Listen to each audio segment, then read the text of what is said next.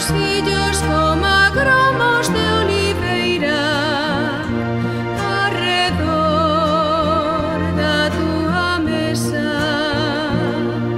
Dichosos os que temen o Señor, que van por os seus camiños.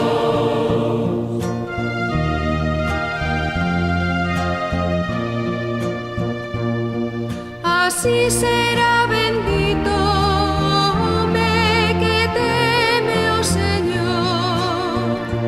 Que o Señor te bendiga desde Sión.